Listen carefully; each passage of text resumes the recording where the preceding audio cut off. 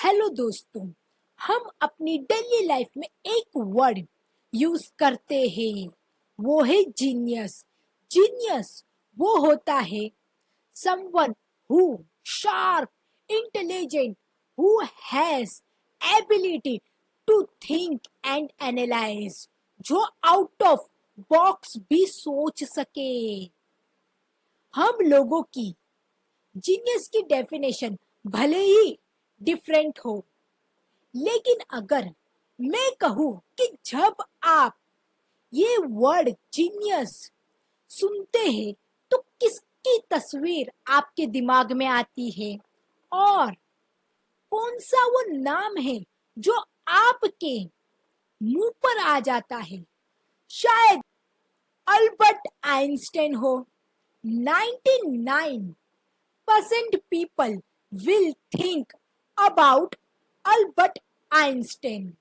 सो दोस्तों, आज इसी ही जीनियस की बात करेगी, अल्बर्ट आइंस्टाइन की बात करेगी।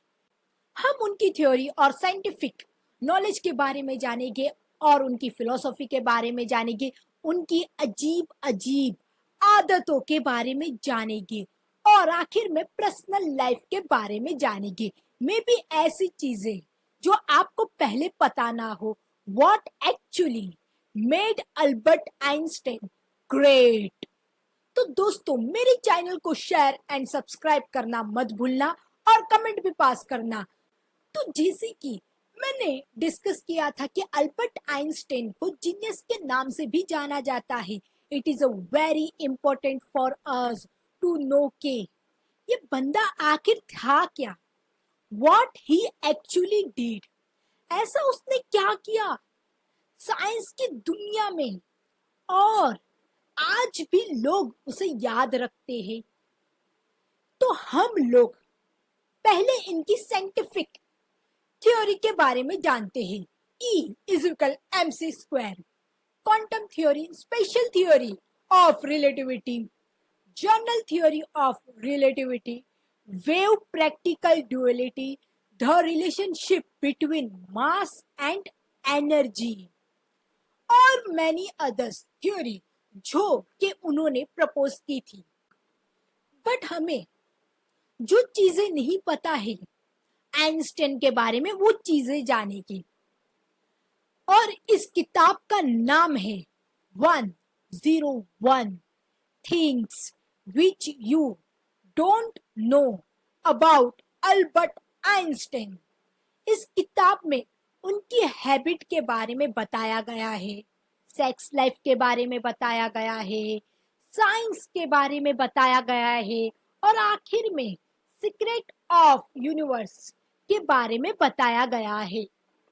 101 चीज बताई गई है अल्बर्ट आइंस्टाइन कि किस तरीके का वो बंदा था आखिर, और किस तरीके से वो सोचता था।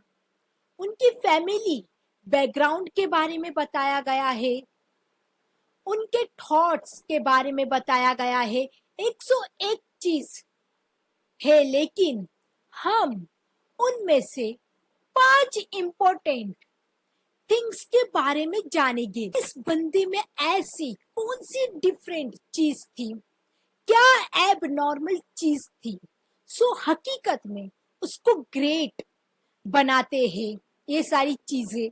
नंबर 1 ये है कि आप यकीन नहीं करोगे कि अल्बर्ट आइंस्टाइन का पूरे क्लास में जीपीए लो था, सबसे कम।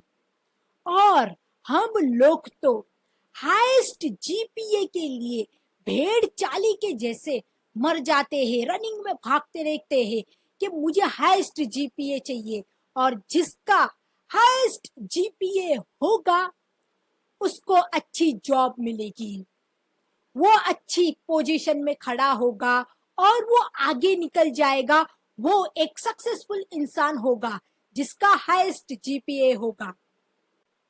लेकिन हकीकत में आइंस्टाइन की जो जीपीए थी वो पूरे क्लास में सबसे कम थी, और उसको जॉब ढूंढने के लिए बहुत ही स्ट्रगल करना पड़ा, काफी टाइम तक। और फिर उनके पिता ने उनसे कहा कि बेटा तो काम कर, क्लर्क की जॉब पे लग जा।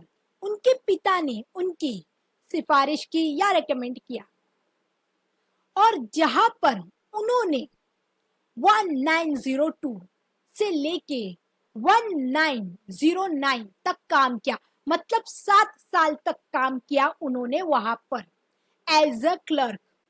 और उस ऑफिस में काम करते करते उन्होंने 1905 में he wrote series of 5 papers. इस पेपर्स ने साइंस की दुनिया को हिला के रख दिया। तो दोस्तों याद रखें कि अगर आपका जीपीए अच्छा नहीं है, पूरे क्लास में कम है, तो कोई बात नहीं है, ये सारी चीज मैटर नहीं करती है। और कोई कागज का टुकड़ा आपका फ्यूचर सेट नहीं कर सकता है। अगर आप में कुछ करने के लिए जुनून होगा, वो पोटेंशियल होगा, तो आप भी अल्बर्ट आइंस्टाइन बन सकते हो। सेकंड नंबर पर चलते हैं। क्या आप सोच सकते हो कि इतने बड़े साइंटिस्ट को, जीनियस को, अल्बर्ट आइंस्टाइन को डिसलेक्सिया नाम की बीमारी थी। ऐसा अल्बर्ट आइंस्टाइन को लगता था। अगर आपने आमिर खान की फेमस मूवी को देखा होगा, तारे जमीन पर, उसमें जो बच्चा होता है उसको डिसलेक्सिया नाम की बीमारी हो गई होती है। वो लोगों को पढ़ने में प्रॉब्लम होती है, अल्फाबेट लेटर समझ नहीं पड़ते हैं, नंबर्स में प्रॉब्लम होता है, और स्पीड की जो डिस्टेंस होता है वो भी नहीं समझ गिरता है वो लोगों को कि किस स्पीड से बॉल आ रहा है।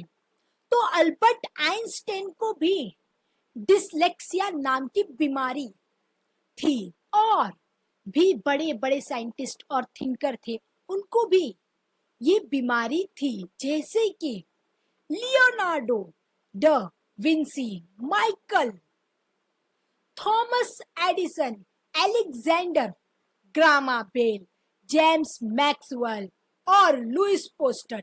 ये लोगों को भी डिसलेक्सिया नाम की बीमारी थी। उनको भी ऐसा लगता था कि हमको है। एक ऐसा बच्चा जिसको बचपन में डिसलेक्सिया नाम की बीमारी थी, और वो बड़ा होके साइंटिस्ट बनता है और बहुत ही मशहूर। It is amazing. अगर किसी को भी ऐसी बीमारी हो, कोई भी चीज वो फेस कर रहा हो, डोंट वरी, टाइम सब चीज को ठीक कर देता है। जैसे जैसे आप बड़े होते हो, आप लाइफ में आगे बढ़ते हो, अगर आपका एटीट्यूड पॉजिटिव है, आपके पास एबिलिटी है और कैपेबिलिटी है कि मैं भी जीनियस बन सकता हूँ, ऐसी सोच है, तो आप आगे निकल जाओगे। आपकी जो भी वीकनेस है वो आपकी ताकत में ट्रांसफॉर्म हो जाएगी। और याद रखें, अल्बर्ट आइंस्टाइन को भी डिसलेक्सिया जैसी बीमारी थी, तो भी वो जीनियस बना, और वो बंदा आज सब साइंटिस्टों में नंबर 1 पे आता है। अब नंबर 3 पर चलते हैं। अल्बर्ट आइंस्टाइन सर को म्यूजिक का बहुत ही शौक था, म्यूजिक लवर थे वो, और वो वायलिन बहुत ही अच्छे से बजा लेते थे। इंटरेस्टिंग बात ये है कि जब वो वायलिन बजाते थे, तो तब उनके दिमाग में या माइंड में उन्होंने जो थ्योरीज बनाई है ना, उसके ख्याल, थॉट्स, नए नए आइडियाज आते थे उनके दिमाग में, और वो फिर सोचते थे।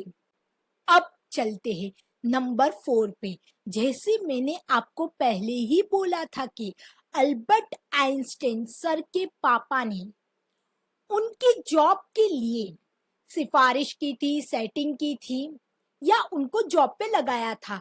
और आपको पता ही होगा फर्स्ट जॉब अल्बर्ट आइंस्टाइन की क्या थी। वो क्लर्क थे वहां पर, जहां पे वो लोगों को रजिस्टर करते थे। Einstein the greatest mind in the universe, और उनकी पहली जॉब एक ऑर्डिनरी क्लर्क की थी। और आपको पता ही होगा कि यही जॉब ने क्लर्क की उनको बहुत ही मदद की है, बिकॉज सारा दिन वो बैठ के ऑफिस का काम करते और जब वो फ्री हो जाते तो वो विंडो से आसमान की ओर देखा करते। वहां से विंडो से देख के स्काई को देखते और वहां पे वो अपने जो थॉट्स थे वो एक्सपेरिमेंट करते थे या थॉट्स को जनरेट करते थे।